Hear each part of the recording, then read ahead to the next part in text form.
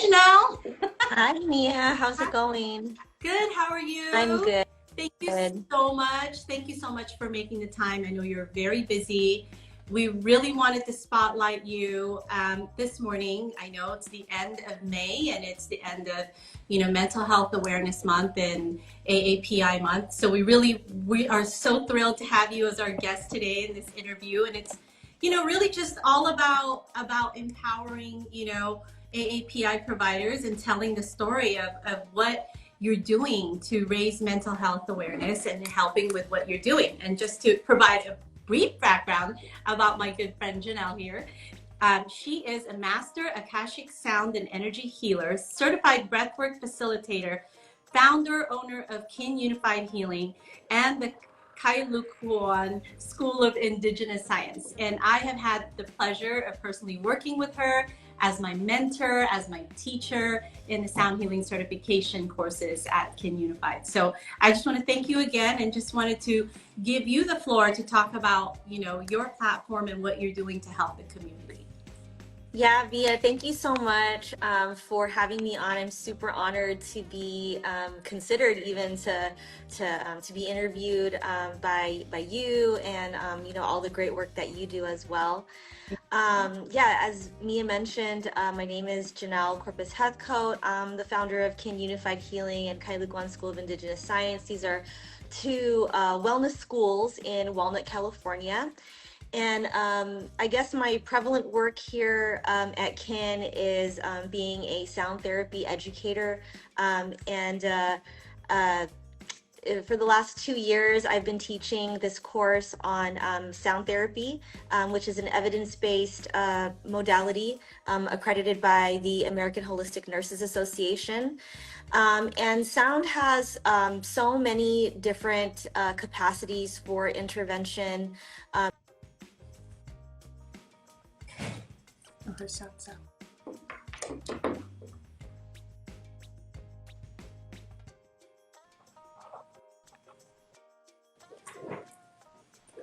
Janelle, I think we lost your sound there for a second. Can you hear us, Janelle? She's talking. Do here, and there's actually a day retreat coming up on the 22nd, which is called Sound for Self-Healing, and so we teach different techniques in sound healing for mental health. So that's the use of harmonics, just understanding harmonics, understanding like the environment that we're around, that we're absorbing, that affects what our mind might tell us, what our emotions might tell us. And there is the use of the voice. So even like singing or just releasing the sounds of your own emotions can help you to move blocked energy and that sort of thing. And then there is the use of percussion or the drums, which causes actually physiological entrainment with the brain and the heart, and really regulates your nervous system and that sort of thing. So there's so much in sound and mental health. We were just actually talking about this last night in our sound therapy continuing education course, and we did this case study on anxiety and insomnia and what sound can do for somebody that has anxiety and insomnia. And so there's different modes that we use, the drums, rhythmic breathing, tapping, all of that is part of sound. Binaural beats, binaural bowls, and harmonics and dissonance, and just the interplay of the arrangement of sound and notes that can help to actually physiologically change a person's state of actually bringing them deeper into resting state or a lower brainwave state, and also just help them with their state of mind, and that sort of thing, bring them to a greater state of focus, a greater state of peace and relaxation. For people who are not able to meditate, I think that a lot of people will come to Kin and they'll say, I don't know how to meditate, it's really hard, my mind just keeps going everywhere. Well, sound really helps to be able to bring the brain into a state of rest and coherence, and it actually physiologically drops you into meditation. So that's a little bit about, you know, what we do at Kin and in terms of mental health and that sort of thing. Yeah, so I don't know if that That was a great description, and I have personally have had the pleasure of receiving her amazing sound baths, and even part of the overnight sound bath that they have at Kin, and it's such a wonderful and amazing experience. And I think that's really when I fell in love with it, and when I decided that I really needed to go on this journey of getting certified. And through our relationship, we have partnered with Kin Behavioral Autism Therapies, and we have been providing, their workshops here as part of our social skills program. So here at BAT, many of our clients and our parents have already experienced exactly what Janelle was describing, that state of relaxation and calmness that, you can really experience during a sound bath. And we have been able to prove that even with, individuals with autism, there were no behaviors that happened during our sound bath here. They really, truly got into that state of relaxation, and it was so beautiful to see that. And this partnership that we have, that we're going to continue to collaborate in the future with creating more programs that is about mental wellness, and really with sound being that primary modality. And I think that's just really what we're doing here. And Janelle is really like a pioneer of this. She's been doing this since 2017, and before really it's became really popular, which if you want to touch on your story really quick on what even brought you, what I guess, what was that epiphany, I guess, that you had, that this is what you had to do for yourself and your decision to become a sound healer? Because you had a career in fashion, merchandising, and design, and then you decided to make that switch. I was always really, moved by your story. So if you're willing to share that, that would be amazing. Yeah, absolutely. I did get into this work in 2017 before the huge boom of, wellness and that sort of thing that kind of happened around like 2020. I feel like when everybody was in the pandemic. But yeah, as Mia mentioned, I was actually a design director, fashion designer, 20-year career in fashion. It was because I was on a fertility journey. So had been trying to get pregnant for about 2 years straight. Multiple miscarriages, multiple failed IVFs. I was doing everything that the fertility doctors were telling me. So they were like, well, you can't have one naturally, so you should do IVF. And then the IVFs failed, and they were like, well, you can't, statistically, I think you're just, your eggs aren't good, so you probably just need a donor. So they were pushing a donor on me and that sort of thing. And I think that after the last failed IVF, I was just really crushed and pushed into like a very, very deep state of depression. By that time, I was already working in sound. I was like, you know what, I'm going to raise my cellular energy so that this IVF is going to work. And, it failed. Right. I thought for sure, because I was working with sound, it would be successful, but it actually failed. And I think that was the last thing that drove me into a really deep depression.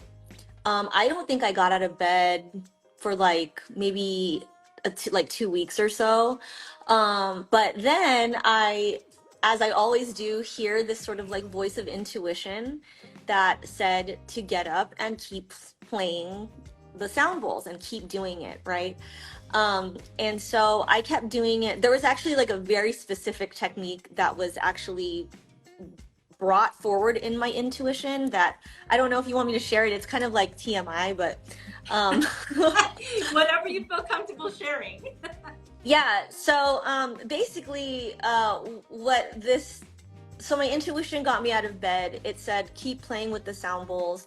It told me to program a crystal, this egg, and it told me to hold the egg and say, please help me get pregnant. And then to use the egg, it's a yoni egg, right? So, you used it inside. And so I would channel with the sound bowls, and it felt like the crystal inside was absorbing like the frequencies and that sort of thing. So I kept doing the sound. I would do sound journeys on myself every single day. And then it got to this point where I started to see and perceive like ancestral karma, ancestral, traumas that might have been passed on to not only me, but like to everybody in my maternal line. Because it felt like this thing was a thing that was passed on to me. And then we did I perceived like what it was that needed to be healed and released, and actually we did like a family ceremony to release it. Oh my God. So my cousins, all my cousins on my mother's side, came into session, and we all did this sort of like releasing, because we had just been noticing these things about our family line, like why is it that a lot of our grandmothers in our family line were infertile. They lost their husbands early, they lost their children early. And so the stain, it felt like it was just on our maternal line. And so we did this releasing ceremony, and literally a few weeks after that, I was pregnant. A few weeks after that, I realized that I was pregnant. Wow. So it really was like a journey in like self-discovery, and sound was a huge part of that. A lot of people don't feel comfortable, I guess, sitting alone with themselves, really just going into just deeper perceptions of themselves and what their patterns are, and things that they might be holding for them, for other people, or things that they might be holding from the past. And sound really allows you to be able to go so much deeper, because you're not in the thinking brain, you're in the creative brain, especially when you're using sound bowls and you're going into these theta states and that sort of thing. Things come up from the subconscious, things come up that are imprinted in the soul from like previous lifetimes and ancestral lifetimes. And that's just the deeper layer of the sound therapy program, actually. So like the first layer of sound therapy program is practitioner, and that's just really like understanding the techniques and how to play and how to synchronize. But the second level, the educator level, it goes into a lot of like psychology and things that can be considered shamanism, and the cross section of those two things when it comes to the esoteric aspects of sound and what you can discover about yourself, and how actually sound can help to heal trauma, bring forward these things, and help you to release them. And so that's like the last part of my sound therapy curriculum. It's a modality, an original modality called genetic trauma recoding. And that's what I feel like I did to myself, and what I've done for a lot of other people in the label of Akashic sound. So I have to give people my new bio, because people are reading like, she's an Akashic sound here, and it's like, actually it's more than just reading Akashic records. It's actually a recoding of what has been passed on ancestrally. And so it's what I call genetic trauma recoding now. And you are a pioneer of that. I have not heard that before, and actually having that Akashic reading from you was so powerful when you did it on me. And the fact that you came up with this original modality that I think is just so unique. I'm definitely going to be signing up for that educator program when I have the time. Yeah, absolutely. But it really is taking it to another level when it comes to the sound healing and sound therapy that you're doing. Yeah, which is amazing.